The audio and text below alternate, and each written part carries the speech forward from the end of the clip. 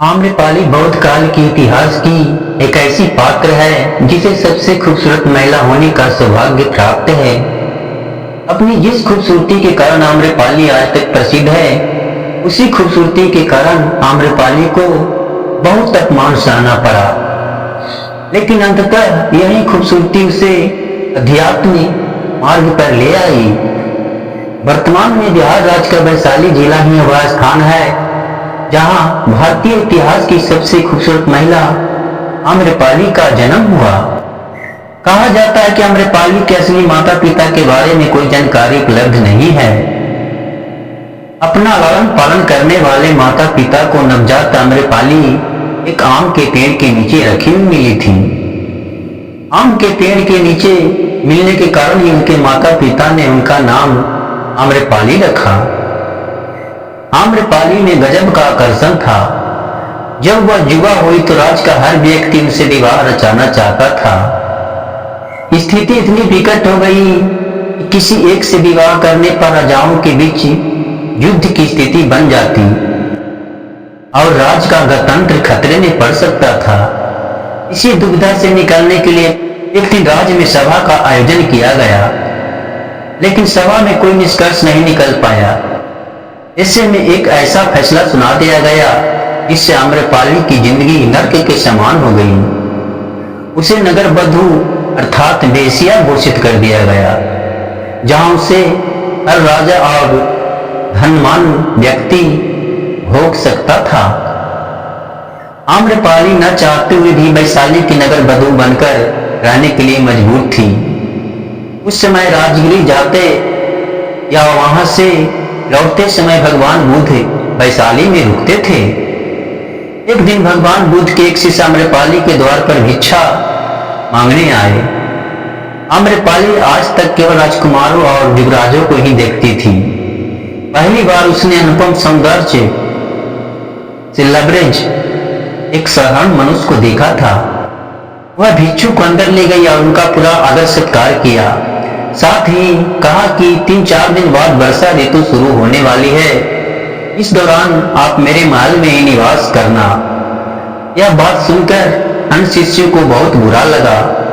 उन्होंने उस शिष्य को पहुंचने से पहले ही महात्मा बुद्ध के पास जाकर उनसे सारी बातें कह दी। इस पर महात्मा बुद्ध बोले, क्या हुआ? अगर वह एक नगर बधू के घर चला गया और वर्षा ऋतु में सभी शिष्य किसी न किसी के घर विश्राम करेंगे, आने तो दो, उसे अभी मैंने उससे वहां रहने की अनुमति नहीं दी है। भगवान बुद्ध यह बात कह रहे थे कि तभी वह शिष्य वहां पहुंचा और भगवान बुद्ध के चरणों में बैठते हुए सारा प्रकरण उन्हें सुनाया। इस पर बुद्ध बोले, तुम वहां रह सकते हो। बरसात के समय सभी को किसी न किसी के घर में शरण लेनी है, अतः मुझे तुम्हारे आम्रपाली के घर में रहने पर कोई आपत्ति नहीं है। बुद्ध के ऐसे वचन सुनकर सभी शिष्य हैरान रह गए। उन्होंने भगवान बुद्ध के सामने आपत्ति व्यक्त की और कहा कि वह वेश्या है। अगर आपके शिष्य को अपने मुंह में बांध लेगी तो उसका धर्म नष्ट हो जाएगा। इस पर बुद्ध बोले, वह मेरा शिष्य है और मुझे उस पर पूर्ण विश्वास है। वर्षा ऋतु की समाप्ति के बाद भिक्षु बुद्ध के पास लौट आया। साथ में आम्रपाली भी थी। आम्रपाली भगवान बुद्ध के चरणों में प्रणाम करते हुए बोली, मुझे भी अपनी शरण में ले लीजिए।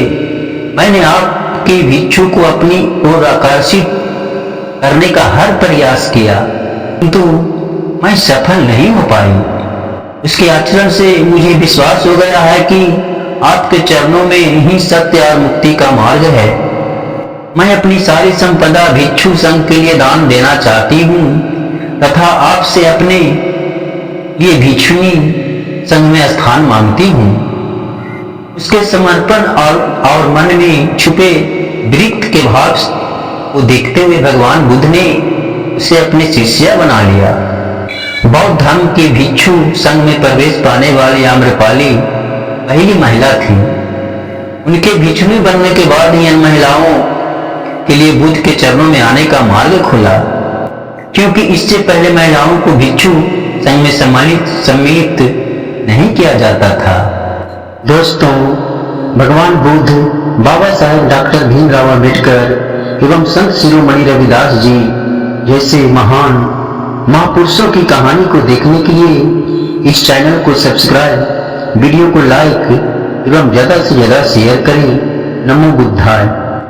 बुद्धाय नमः।